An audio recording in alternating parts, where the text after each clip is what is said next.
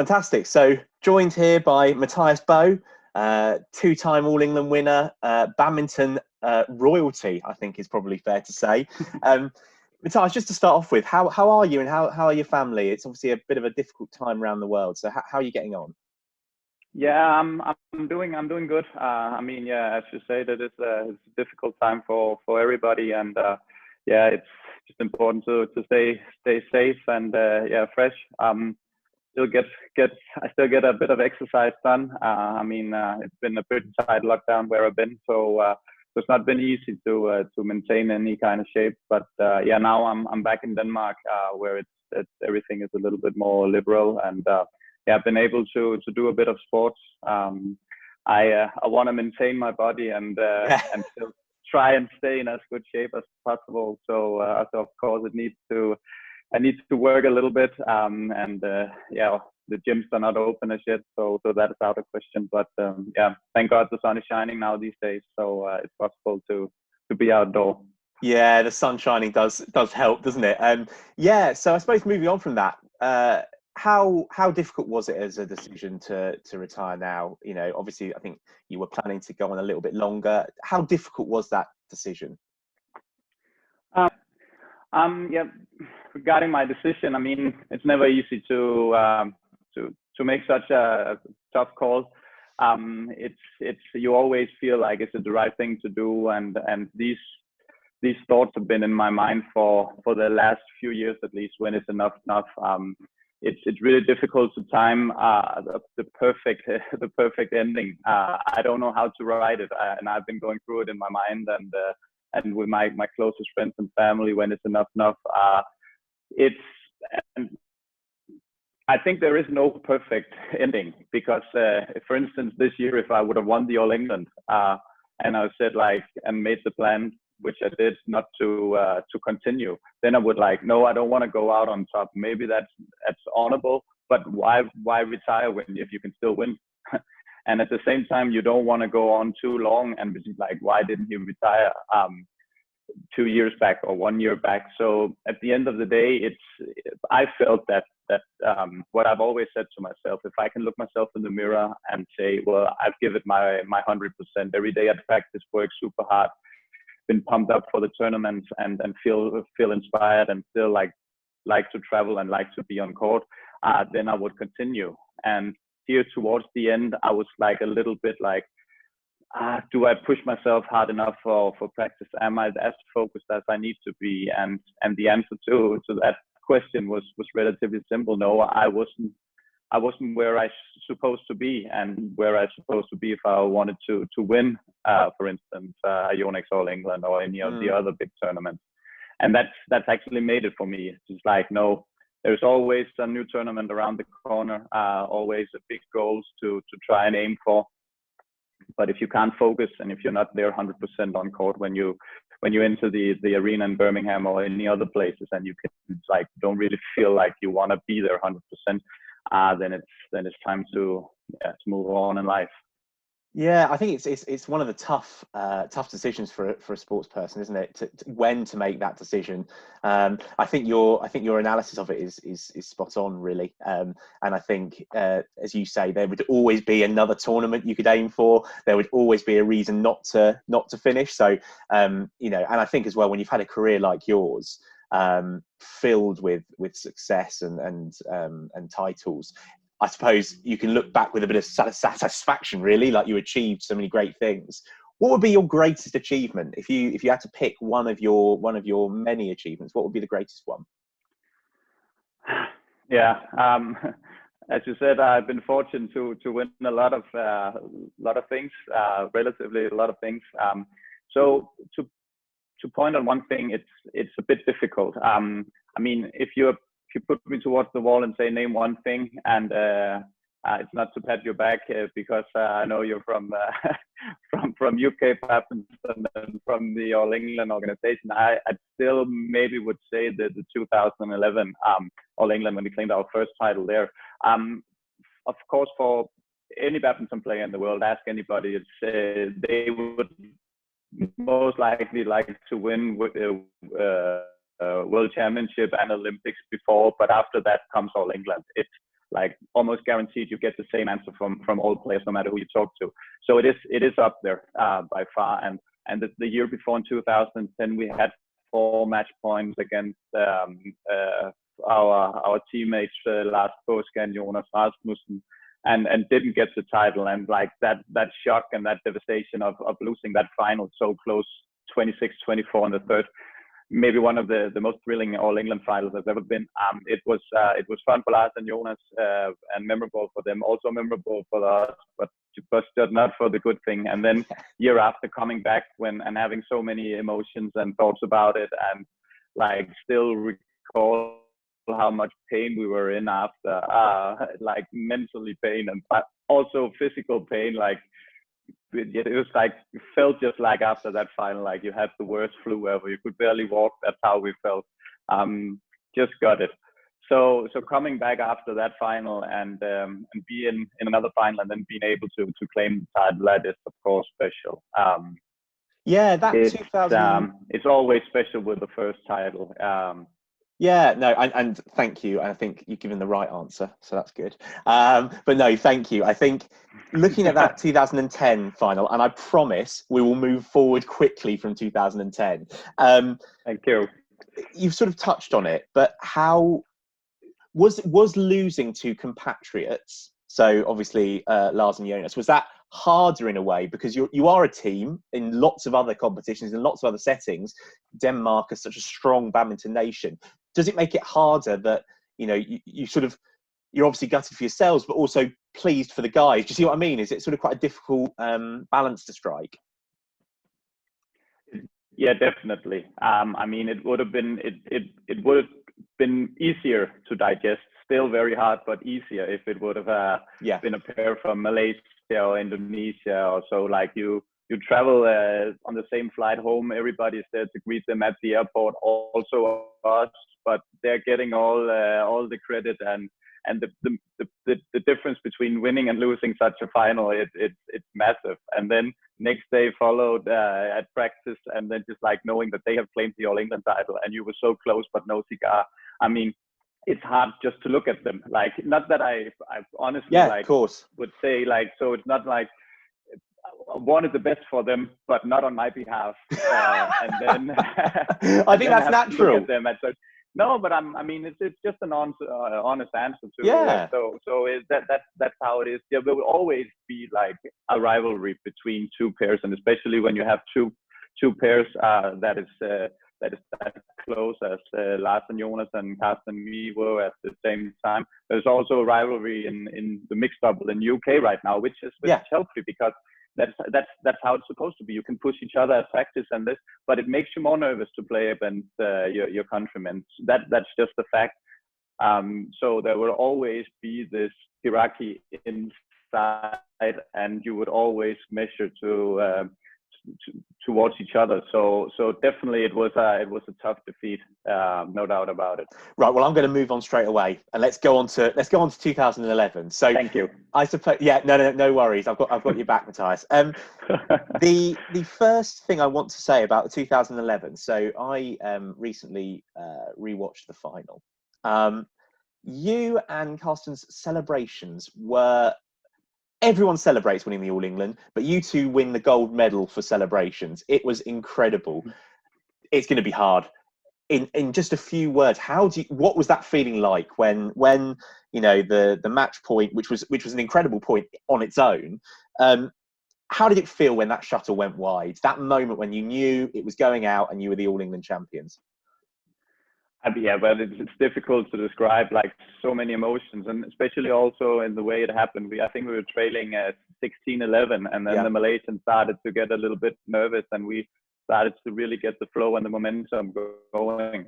And then we came back, and at that time we came up and was leading, and we was like, okay, now we got this. Like, now we just gotta pocket it, and then just close this match. So especially, and then as you said, like, the rally was it was a crazy rally. It's amazing. There were so many defending and smashing and everything, and it was just like an exhausting rally. And then at the last, I still remember when Carsten, he just did a hard smash, and I could just see that shuttle, that return from Cook and Kid, it's way wide. I was just like, that's that feeling of claiming something like that. It's hard to describe for somebody who's just watching sport. You really need to be to have tried it on your own body to discover it, or to realize what it is. So that is, of course, one of the many crazy moments. And yeah, you just feel like when you fly home from such a tournament, like if this plane crashes, I will be surely surviving this crash. That's actually how you sit there and feel like this sort of you're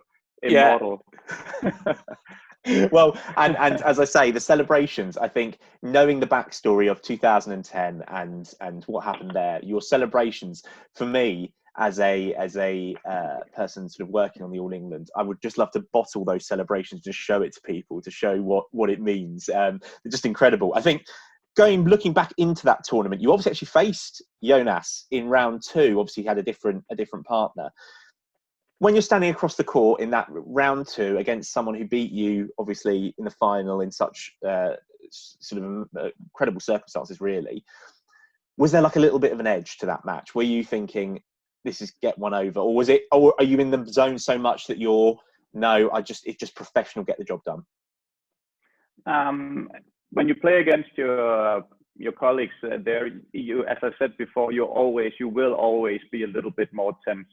Mm-hmm. I can't really put in words why it is like that. It is maybe just because there is a hierarchy, and you put yourself somewhere, and it's just like, oh, your favorite.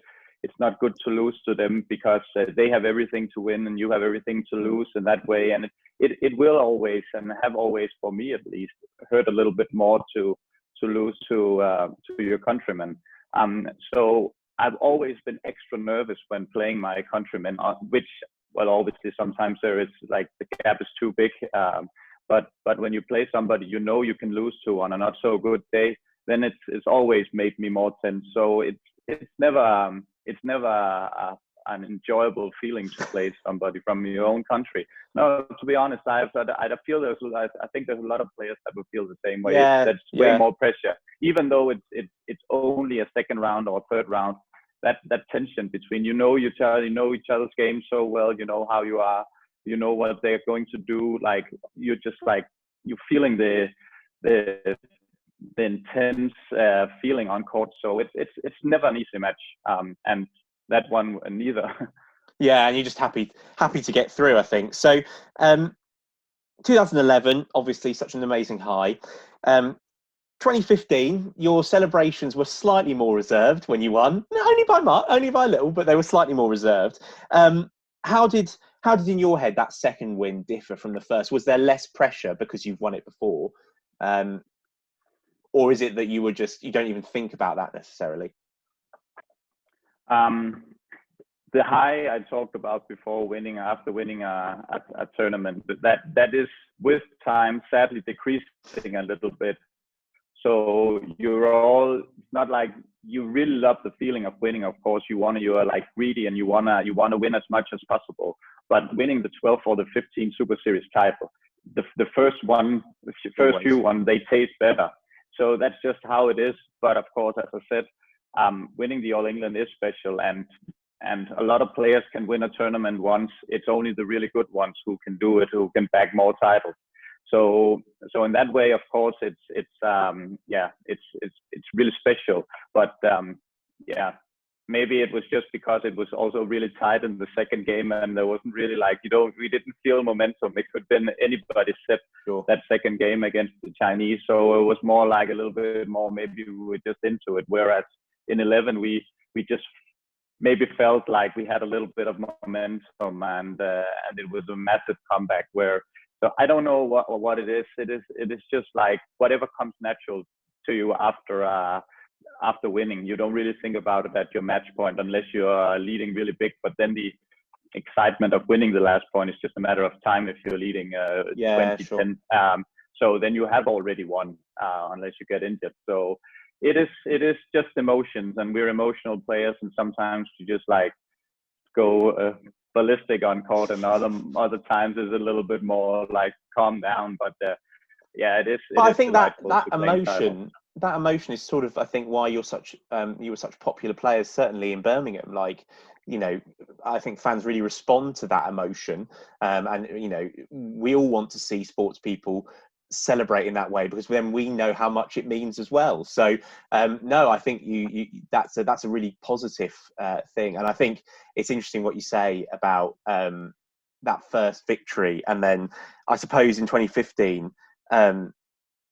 you already know that you've achieved a certain level, so it's just like it's adding to that layer of a great career, I guess. So I imagine it would be different.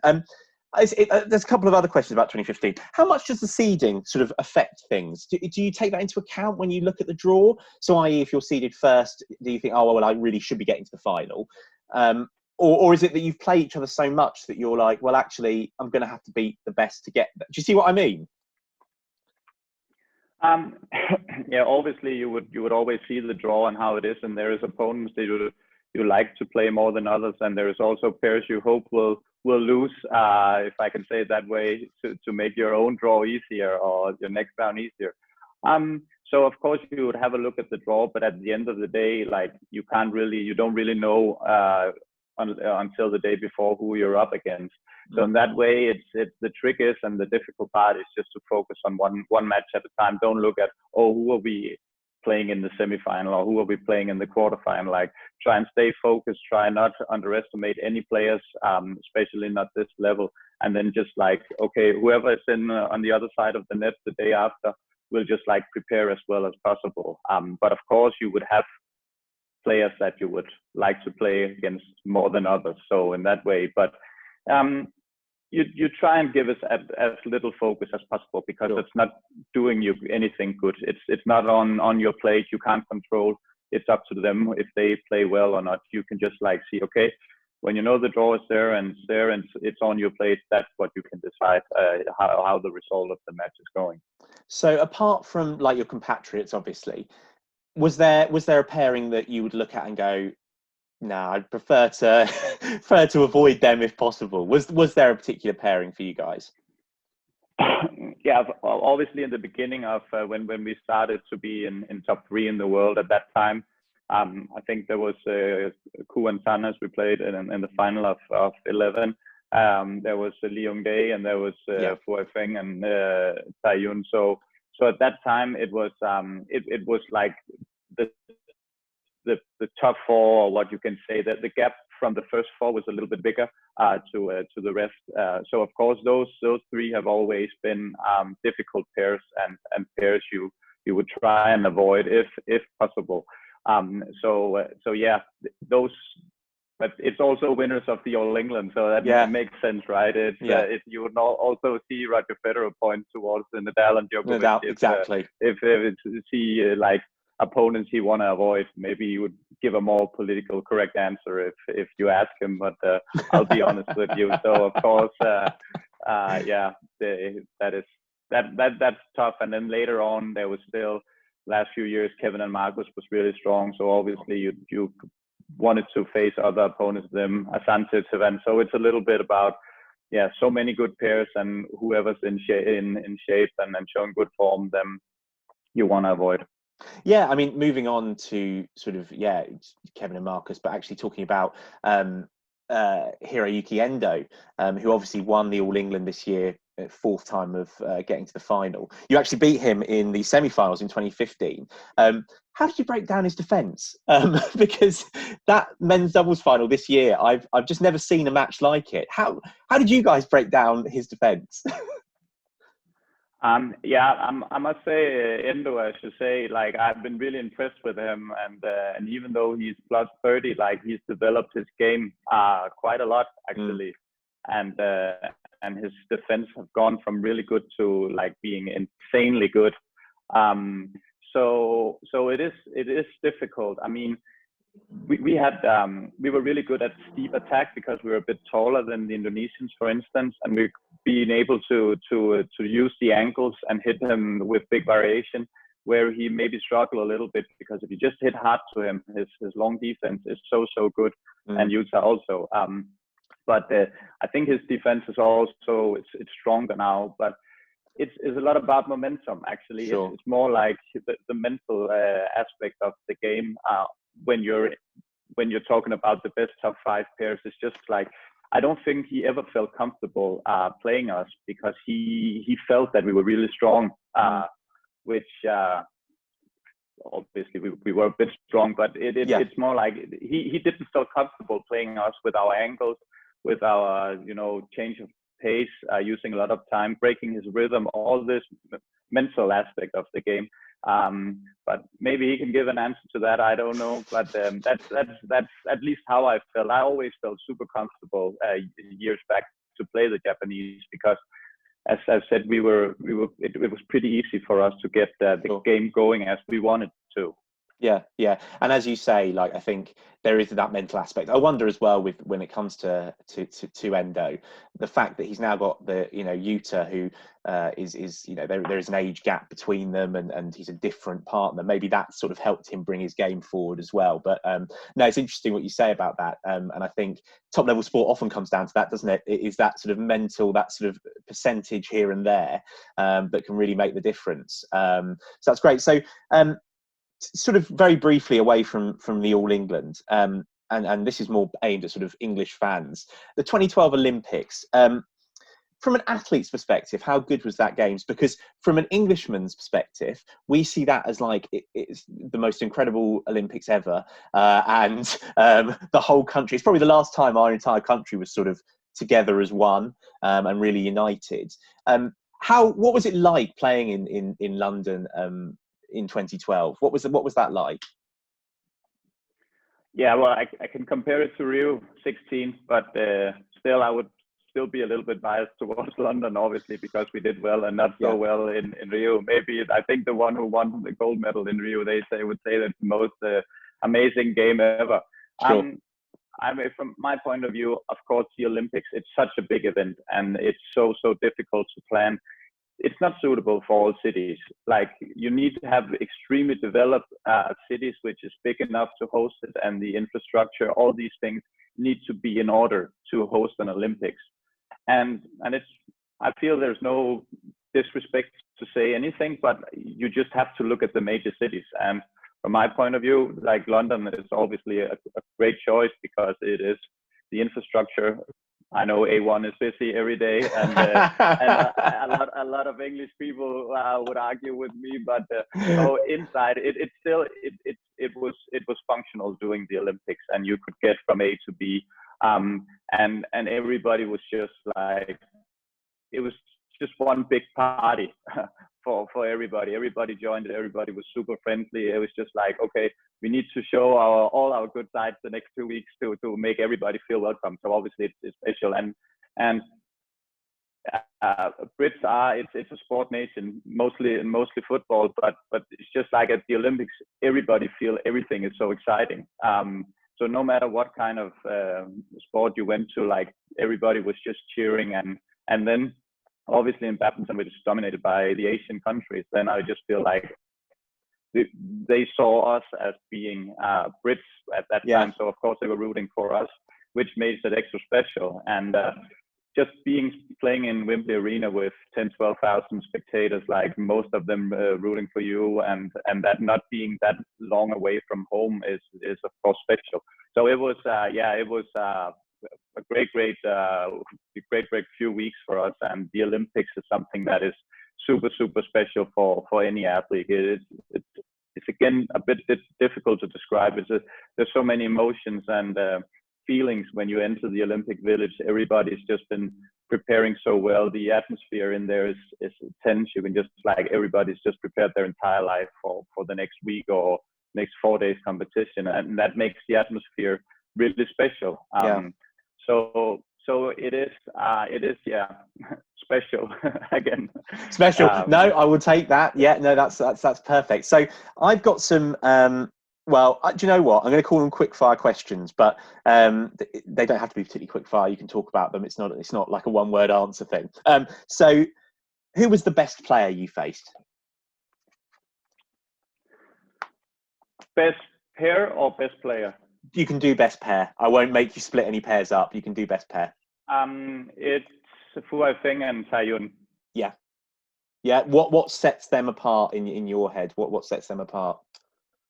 4 or 5 world championships, gold, Olympic gold, and everything else, like consistently in top 3 in the world for their entire career, and like being able to be their best when at the big events, like mentally really strong. Do you think that Kevin and Marcus could potentially get up there in a few years' time? Obviously, with the Olympics next year now, do you see them getting towards that level? Definitely. Of course, they're by far the best pair in the world these days. So maybe the mental aspect of it, they're not mastering that yet. And that is also shown, like 7 world championships, 17, 18, and 19. They haven't performed at the very big stage, not even claiming a medal so far. So of course but of course if they're just like in the mode in the mode they can be in, and just like maybe be a little bit more loose, then of course they have the chance of winning everything, like they won everything besides the world championships and the Olympics. I totally agree. I think it's the pressure of sort of the whole of the country probably plays on their minds a little bit. Yeah. Who do you think is the current best player in the world? So just the best player. I think that Kevin Sugamuljo is the best player. Yeah. I think most people would answer that. Which was your favourite country to visit on the tour?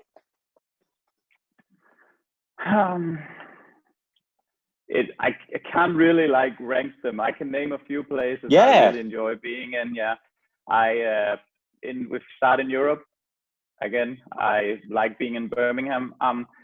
The city is really good for badminton because the hotel is close to the arena. There is all kinds of food choices.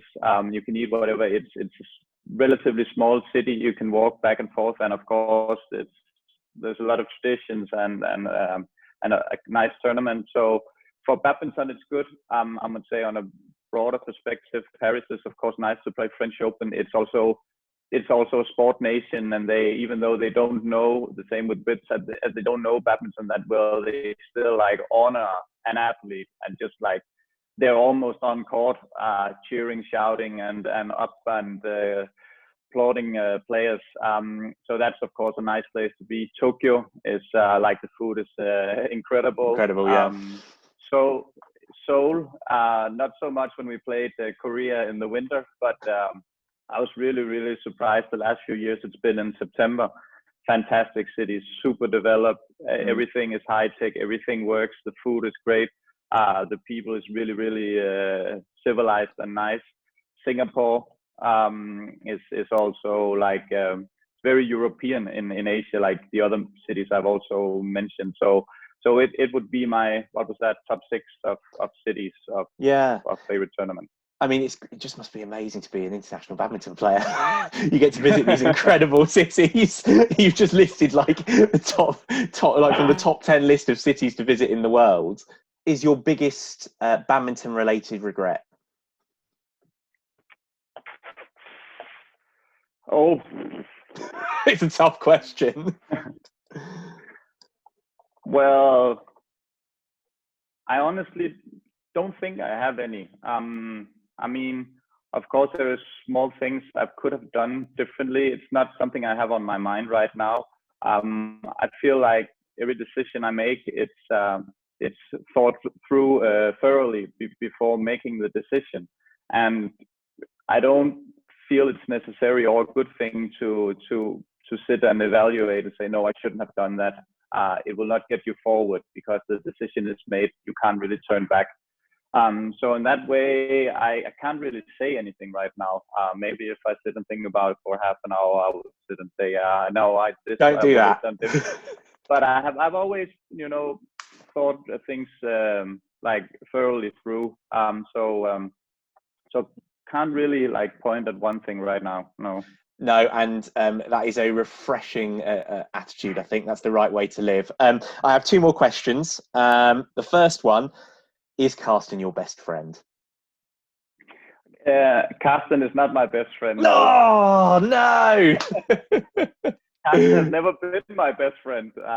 No, we have always had a great relationship. I mean, it's more like a work related relationship that has also developed outside of court, and we've been hanging out, and also since we're not playing together anymore, we have also been hanging out since that time. So it is special. We have some bonds that is unbreakable, and of course we have had a little bit rough the last 1.5 years or so. But I mean, we have achieved so much together, and that's a special bond. I don't think that would ever break. I don't know if I will see Carsten 3 times a week for the rest of my life, but we have also spent 15 years together, so I think we'll all be good. But yeah, it was a media created story about that we were not good. I mean, since we broke up, then we've been practicing together every day, singing. We've been talking at practice, seeing each other almost every day. So in that way, it's something. It's more like a media circus thing, and the classic try to create some kind of drama in between us. So it was not as bad as it looked like. No. And I think, that's why. Do you know what? That's why I asked the question almost, because it just didn't. It doesn't ring true. You know, as you say, you're going to have this bond that you played together for 15 years. You achieved so much. So it's sort of why I asked, because I thought, no, it can't be as was portrayed. So my final question. But I mean, you know, if it's just like for any athlete, it's you need to put yourself first, and then it can sound to a lot of people, oh, that's very selfish, and all. Yeah, maybe, but I don't see selfish as a bad word. I feel that every person out there should be selfish, because unless you're totally in balance and being selfish and have everything in your life in order, not before there you can actually help other people. So if you're still like not feeling you're 100% there, or struggle with something, how would you be able to guide and help other people? So in that way, the balance needs to be within you first before that. And any day of the week, I would have made the same choice. I felt at that time that my chance of going to Tokyo was bigger with Mads. As I said before, I thought about it. I spoke to people about it, whoever I trust and take advice from. And that was the answer. I came up and said, you know, this is a good chance for me. I feel more inspired by trying something new at this. And nobody can ever take the results we have done together or take anything from what we have achieved. Yeah, exactly. That is what I feel, right? So in that way, it's my, like, that is what you need to do. And that's, if you're not willing to make these sacrifices and say, okay, yeah, can be something, are you willing to sacrifice something like that? It's like, then you're not there. Then you might as well just retire, because you need to put yourself first, and especially in the world of sports. Otherwise, just give up and do something else. I think that's a very, very thoughtful answer, Mathias, and I think it's the right answer. And as you say, if you're comfortable with it, and it's an honest answer. Ask any footballer out there. So you're playing the same position as that guy. You're sitting on the bench. Do you hope the best for him? And he would say, yeah, of course. You know, it's about the team. Like, if his girlfriend asked him the same question, there's no camera or anything, he would say, like, okay, if that guy slips at practice, pull a muscle or something, and give me the chance of playing, he would take that any day. That is his job, to take that chance. So it's not always like, oh, it's a team thing. Oh, we need to be nice to each other. This is like, it's making it or break it, and that's the brutal truth. And if you can't deal with that, then sport at the highest level is not something for you. There's no room for the nice guy. I mean, I like that as an answer. I like the honesty, and I think I appreciate that honesty. I think, as you say, you get different answers when you ask people things, whether the camera's on or off. So no, thank you for the honest answer. My final question: what are you going to do now? Have you made some grand plans, or is it sort of still, open? As of now, it's pretty open. We talked about in the beginning. I'd like to try and stay in shape and still do a lot of sports. Now my latest hobby is a little bit out on the bicycle and then play paddle tennis. So that is two things I want to improve because it needs improvement. You know, I've been fortunate enough to make a little bit of money playing badminton, so I don't have to worry about getting a job. That side is sorted. So right now I want to look into. I have some property investments going on both in Dubai and here in Denmark, and I'm spending a little bit of time with that obviously, and then maybe take that to the next level and invest for other people's money, not only my own, and then maybe look at something related to badminton also, because at the end of the day I want to try and other things in life, but at the same time I also have a lot of experience and know-how in the world of badminton. Don't feel like being a coach per se, but maybe a little bit of coaching, and you know, have 3 or 4 things I'm into and not like be into only one thing 100%, as I've been my entire life. The option of swapping in between something so I don't get tired of something again is something I look into. But as of now, I'm actually enjoying a life as an early retirement with a little bit of sports and hanging out with my friends. I have a little bit of wine in the evening and just like enjoy an easy life. Might be a little bit early, and at some point I might get a little tired of doing it and want to delve deeper into something. But then I feel I have the option of doing that. But as of now, it's pretty relaxed, and I'm just like trying to land on both feet, and then see what the future brings.